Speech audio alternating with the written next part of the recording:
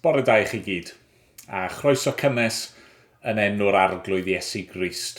Mae'n oedfa ni bore yma mynd i fod ychydig bach yn wahanol i'r arfer. Mae gennym ni bregethwr gwadd, sef John Derek Rees, neu Derek fel i fi'n galw e. Derek yn ffrind da i fi. Mae'n weinidog yn ardal Abertawe, a'r Seion yn Waen Arlwydd a Gomer yn Abertawe. Ac ni'n edrych ymlaen yn fawr iawn i glywed yr hyn sydd gan yr arglwydd i'w ddweud wrthon ni bore yma trwyddo fi. Felly fi'n mynd i weddio nawr a cyflwyno gweddill yr oedfa i'r arglwydd. Newn ni weddio. O dad, i ni yn gofyn nawr, dy fendith di arno ni unwaith yn rhagor. Ni'n gweddio'n arbennig a bydde dy lawd i ar Derek wrth i ni wrando ar yr hyn rwy ti wedi osod ar ei galon e. Ni'n gweddio wneud i siarad i ni bore yma trwyddo fe.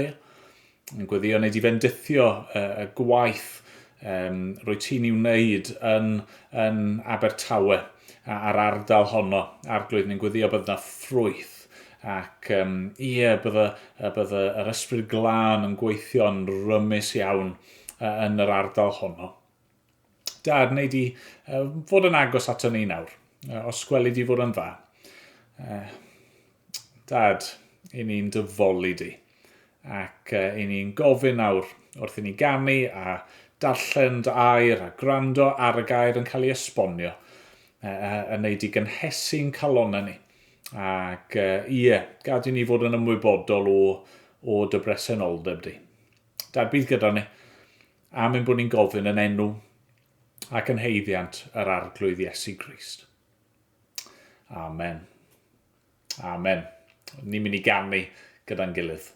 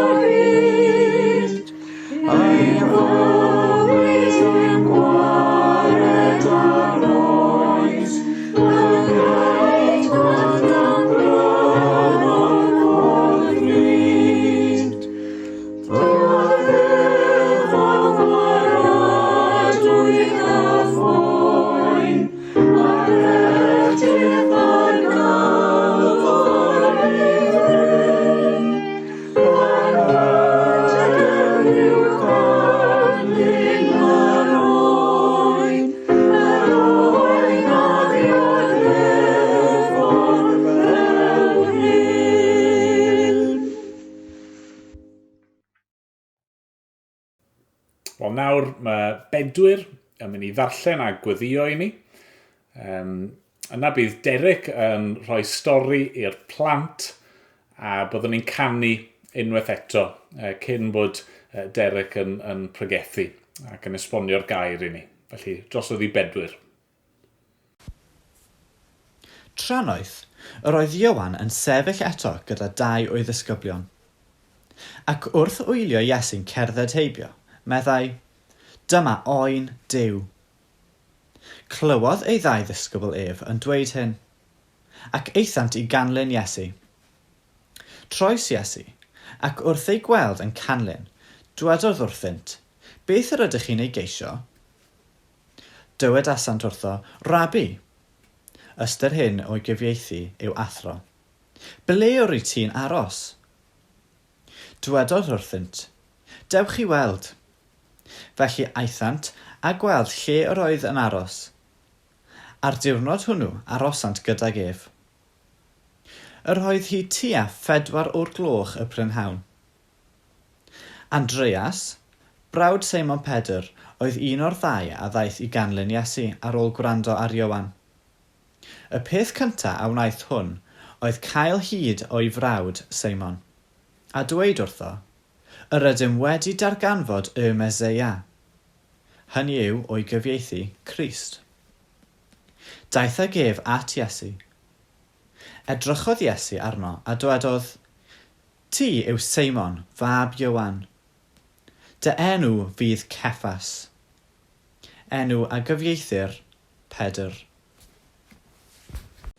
Nawn ni weddio. O Dduw, ni'n diolch i ti am dy gariad di. Ni'n diolch bod ti wedi anfon Iesu Grist un byd ni o Dduw mwyn marw ar y groes fel oen drosto ni, a dim oen cyffredin ond oen sy'n gallu achub ni i gyd o Dduw.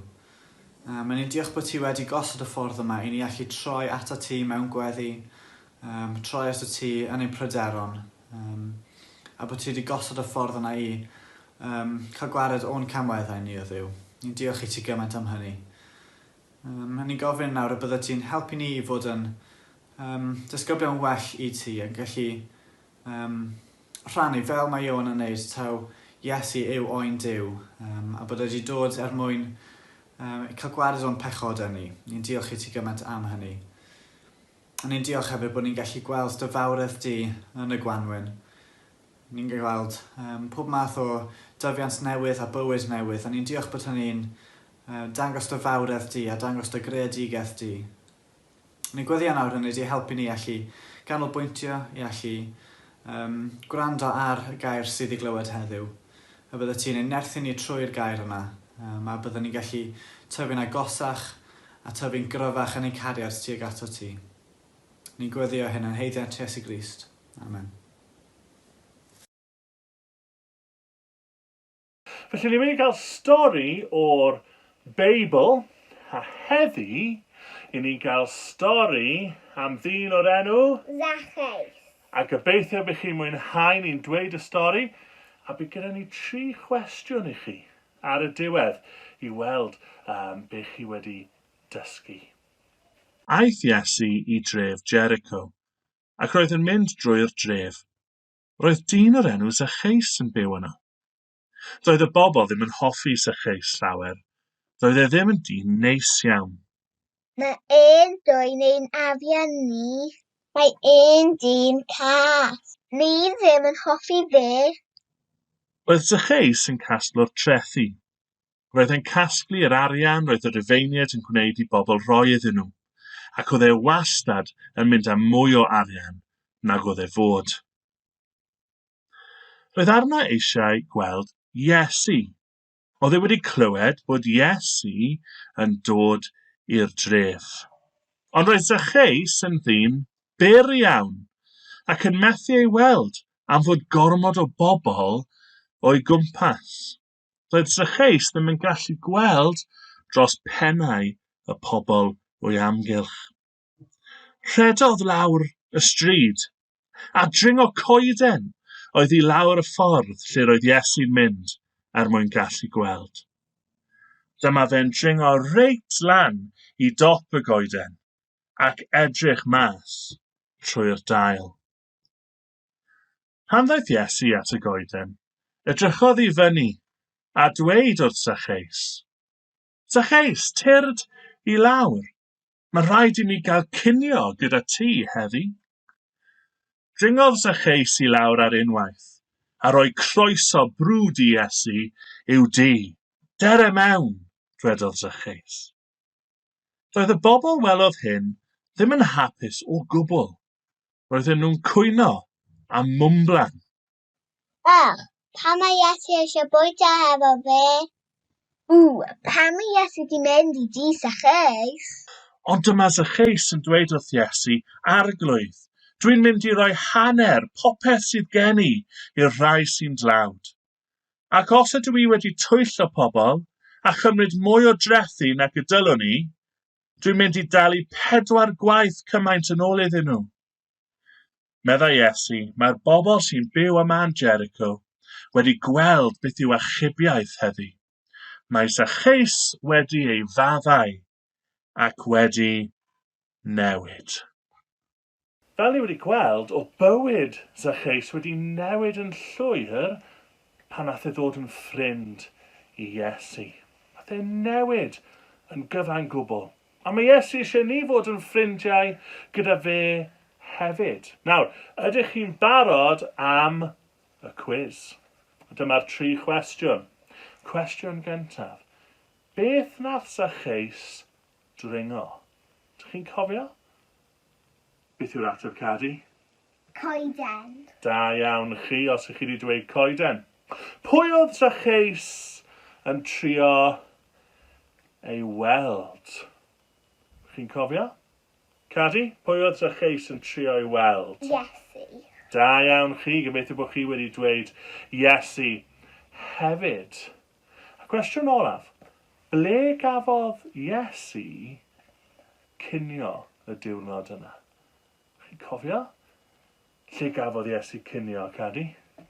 Yn tŷ Zaccheus. Yn nhŷ Zaccheus. Da iawn, os wedwch chi hwnna.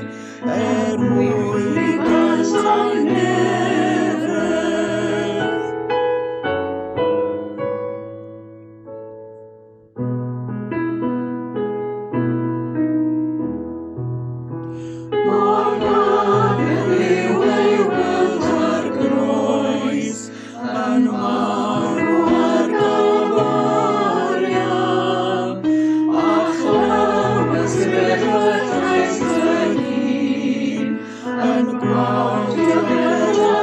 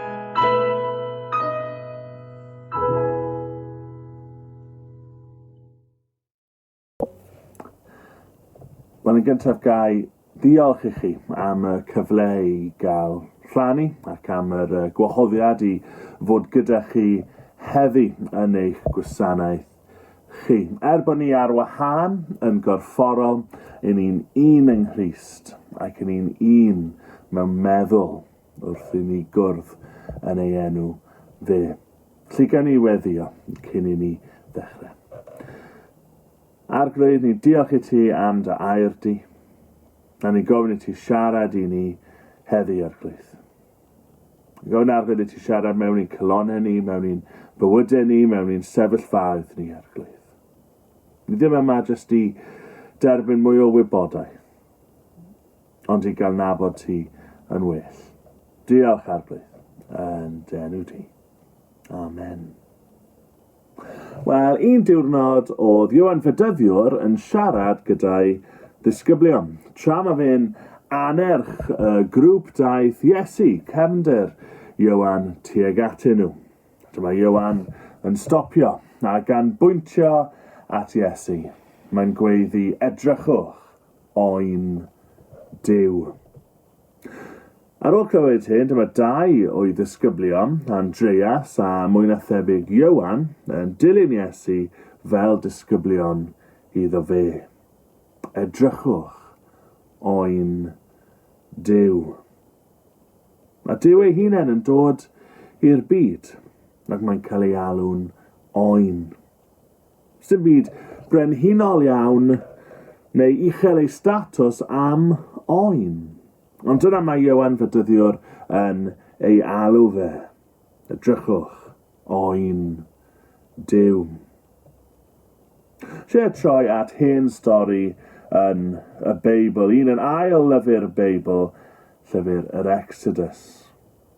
Miloedd o flynyddoedd cyn i Iesu dod i'r byd. Mae'r Iddewon yn byw yn yr Aifft fel caethweision. Maen nhw'n cael ei gormesu, maen nhw wedi bod yn gaethweision ers amser hir. Mae Duw yn gweld ei dagrau ac yn clywed ei llefain nhw. A mae Duw ar waith mwyn ei ryddhau o'r Aifft. Mae danfon Moses fel ei gynrychiolydd at Pharo, brenin creulon yr Aifft. Ac mae Moses yn galw ar Pharo i adael i bobl Duw i fynd. Mae Pharo yn gwrthod, ac mae Duw yn danfon pla ar ôl pla i'r Aifft. Mae'n troi y Nil i waed, mae'n llenwi'r lle gyda brogawod, mae locustiaid yn bita pob dim, ond mae Pharo yn styfnig. Mae'n dweud naw o weithiau, tan ar ôl y degfed pla. Mae Duw yn rhybuddio Moses, y degfed pla bydd y gweithaf, dwi am laf mab hynaf bob teulu yn yr Aifft. Cofiwch mai styfnigrwydd Pharo sydd wedi dod â ni i'r fan yma. Mae Duw am daro pobl yr Aifft, ond am roi cyfle i'w bobl i osgoi y pla. Os maen nhw'n rhoi ei ffydd ynddo fe, a dangos hynny trwy wneud beth mae e'n dweud wrthyn nhw, mi fydd Duw yn ei achub nhw. Exodus 12, 21-23. Yna dyma Moses yn galw arweinwyr Israel at ei gilydd, ac yn dweud wrthyn nhw, ewch i ddewis oen, neu fynd gafr i'ch teulu, i'w ladd fel aberth y pas. Rhoi gwaed yr anifal mewn powlen, yna cymryd swp o frigau isop, ei ddipio yn y gwaed, a'i frwsio ar dop ac ochrau fflam y drws. Yna, does neb i fynd allan o'r tŷ tan y bore wedyn. Bydd yr arglwydd yn mynd drwy wlad yr Aifft yn taro'r bobl. Ond pan fydd e'n gweld y gwaed a'r fflam drws unrhyw dŷ, bydd yn pasio heibio'r tŷ hwnnw. Fydd e ddim yn gadael i farwolaeth ddod i mewn a tharo eich teulu chi. Felly mae bobl i gymryd oen, a'i ladd a roi'r gwaed ar bostyn ei drysau. Bydd angel marwolaeth wedyn yn osgoi y tai hynny. Bydd y gwaed yn arwydd o'i ffydd ac yn cadw nhw'n saff. A dyma sy'n digwydd. Mae pobl Duw yn rhoi ei ffydd yn nhw ac yn gwneud yn union fel mae Moses wedi ei esbonio iddyn nhw. Maen nhw'n lladd yr oen ac yn peintio fframiau ei drysau gyda'i waed. A maen nhw'n aros yn y tŷ trwy'r nos tan y bore. Yn y bore mae pobl Duw yn saff, ond mae'r eithdiaid yn galaru. Mae Pharo wedi cael digon ac mae'n gadael i'w bobl fynd. Dyma dechrau pobl Duw yn teithio i wlad yr Iddewyd.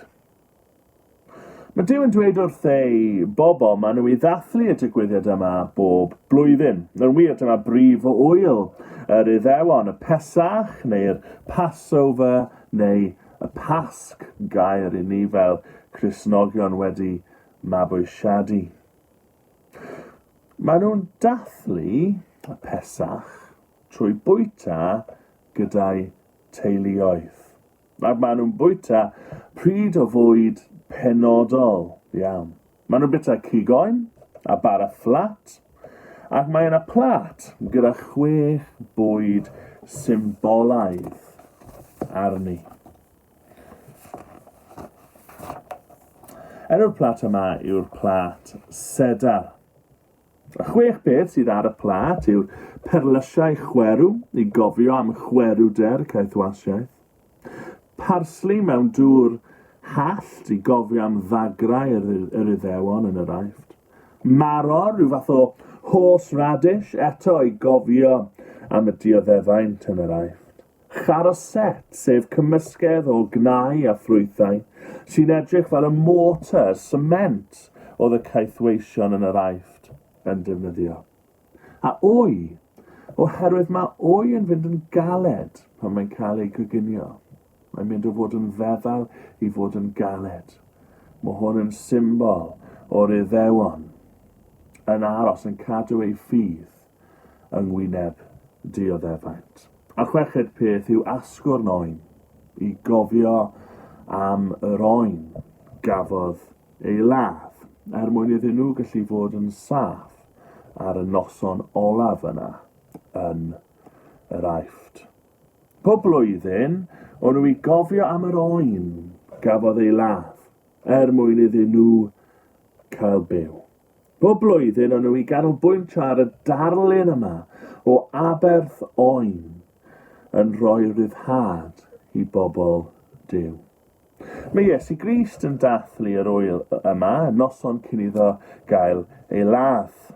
Dyna pam i ni'n defnyddio'r enw ar ein wyl Gristnogol ni, y Pasg. Y noson cyn iddo farw, mae Iesu yn dathlu y Pesach gyda'i ddisgyblion. Maen nhw'n mynd i'r oruwch ystafell mwyn dathlu y digwyddiad pwysig yma, ac i ganolbwyntio ar y visual aid arbennig yma mae Duw wedi rhoi i'w bobl, yn eu hanes nhw amser maith yn ôl. Wrth gwrs, fel arfer i ni galw'r achlysur yma y swper olaf.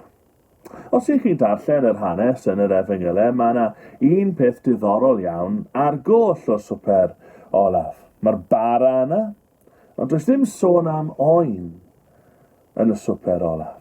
Does ddim sôn am bryd mawr o gigoen ar y bwrdd o'i blaenau nhw. Oherwydd mae'r oen yn sefyll yn eu plith nhw. Edrychwch oen Duw.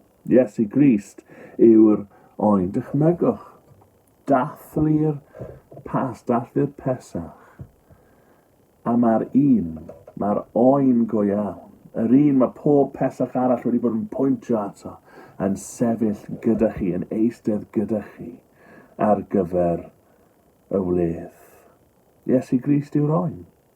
Yr oen gafodd ei ladd mwyn i ni fod yn saff. Yr un nath farw mwyn i ni osgoi y gosb. Y gosb mae pechod yn hawlio. Chi'n gweld, yn y digwyddiad hanesyddol yma, yn yr Aifft, Mae Duw yn rhoi darlun o Iesu Grist i ni. Mae'r oen yn marw mwyn i bobl Duw cael ei achub rhag y gosb a derbyn ryddid oddi wrth caethwasiaeth. Bu farw yr oen Iesu Grist mwyn i ni gael ein hachub rhag cosb pechod a chael ein rhyddhau rhag caethwasiaeth i bechod. Mae'r darlun yn glir.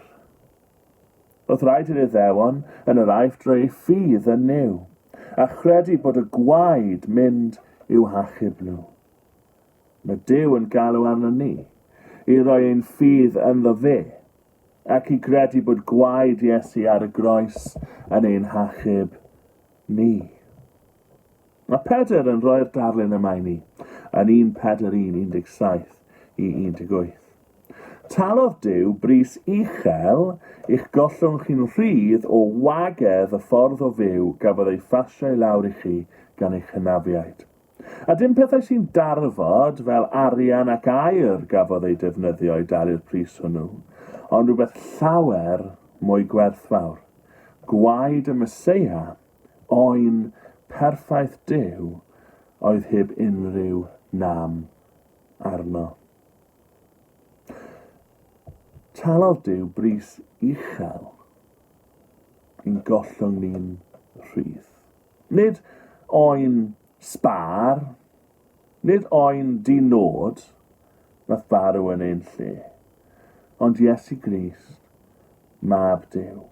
Duw ar y ddaear yn marw yn ein lle ein mwyn ni, mwyn i ni allu fod yn ddiogel wedi ein achub, wedi ein rhyddhau. Hynny yw oherwydd marwolaeth yr oen, mae yna maddeuant i ni, i chi, i fi, am bob dim.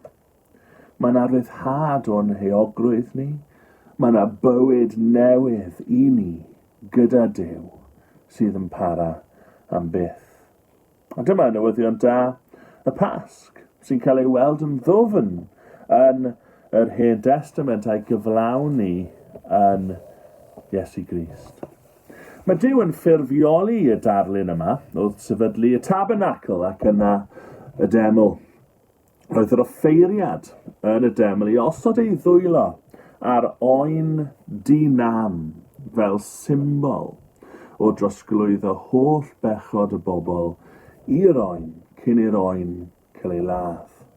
Roedd yr oen di-nam, sef oen cwbl wyn heb unrhyw smotyn hyd yn oed, yn marw ar ran pobl Duw. Yn llyfr Leviticus, mae Duw yn gosod allan llawer o reolau ar gyfer y dyfodau oedd i'w ddigwydd yn y deml, fel rhan o'r addoliad Iddewig. Ym Mhennod 22, mae'n gosod allan sut mae'r oen sydd yn cael ei aberthu i fod yn gwbl di-nam. Mae'n pwysleisio'n union sut mae'r oen ar gyfer yr aberth i fod. Dydyn nhw ddim i aberthu unrhyw oen, ond yr oen gorau, yr oen perffaith. Roedd yr oen yma'n cael ei magu ar fryniau Bethlehem, mwy na thebyg dyma oedd y bugeiliaid yn stori Nadolig yn wneud, bugeilio'r oen perffaith ar gyfer yr aberthau yn y deml, rhywbeth sydd yn adio cryn dipyn o bwyslais i stori'r geni. Darlun o Iesu, unwaith eto oedd yr oen aberthol yn y deml. Dyna pam mae Pedr yn galw Iesu yn Meseia ac yn oen di-nam yn yr un frawddeg yn yr adnodau ni newydd darllen. Wel, ni wedi disgrifio Iesu fel yr oen a gweld bod ei farwolaeth yn aberth droson ni.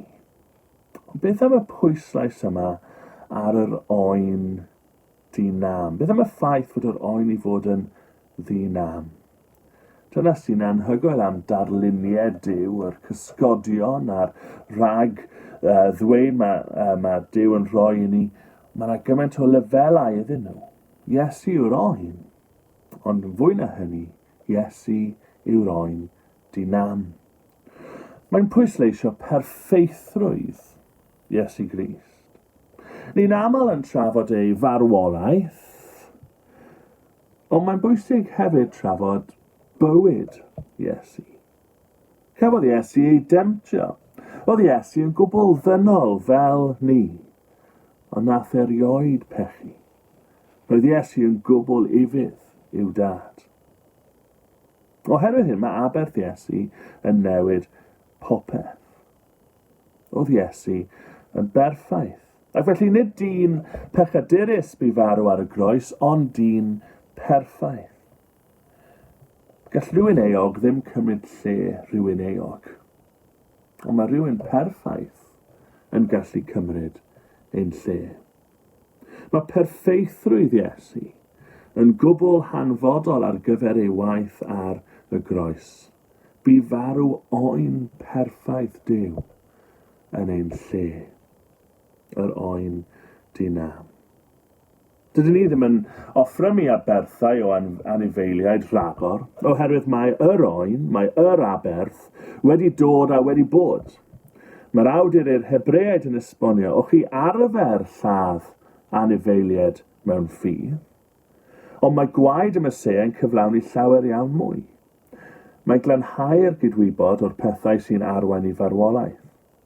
Felly gallwn ni wasanaethu'r Duw byw. Mae'r Meseia wedi cyflwyno ei hun yn aberth perffaith i Dduw drwy nerth yr ysbryd tregwyddol. Hebreaid 9:14. Roedd yr aberthau yn y deml yn darlun, yn gysgod o'r oen oedd i ddod.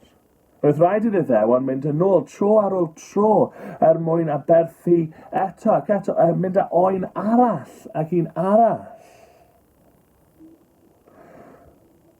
Ond Crist yw'r aberth unwaith ac am byth.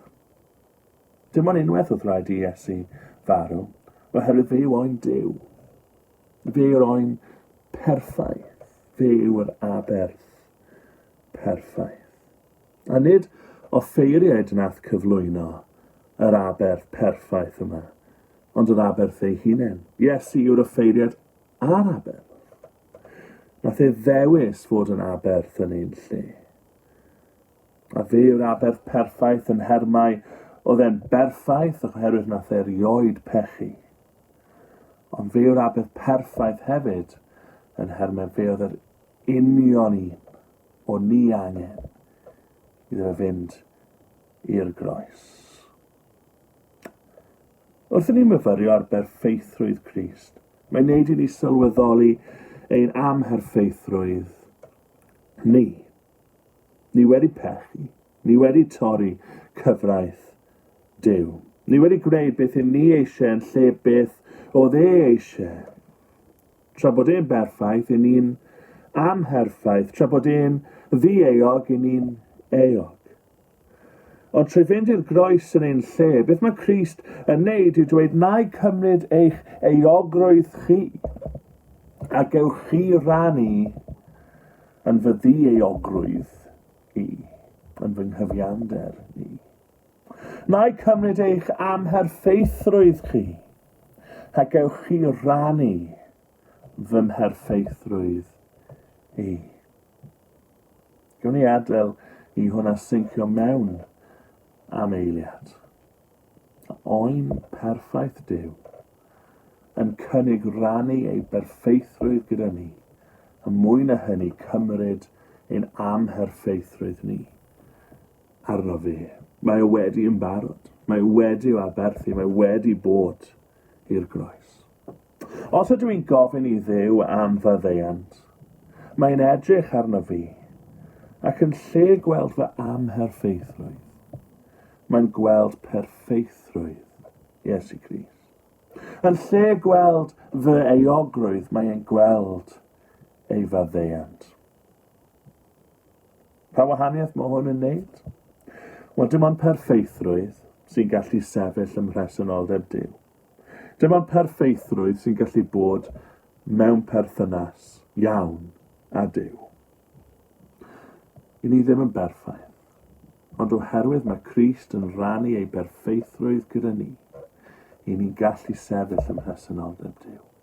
I ni'n gallu ei adnabod. Crist yw yr oen dinam, oen perffaith Duw a bu farw yn ein lle, mwyn i ni cael bod yn saff, mwyn i ni cael ein hachub, mwyn i ni cael ein rhyddhau, a derbyn bywyd newydd mewn perthynas a Duw. Gan i weddio. Diolch i ti am y darlun yma o'r oen. O'r dechrau i'r diwedd y Beibl, y darlun yma o Iesu fel oen Duw. Helpa ni roi'n ffydd yn y ti. Helpa ni i dderbyn dy faddeuant ni. Gwna'r pethau ma'n real i ni erbyn. Yn enw di. Amen.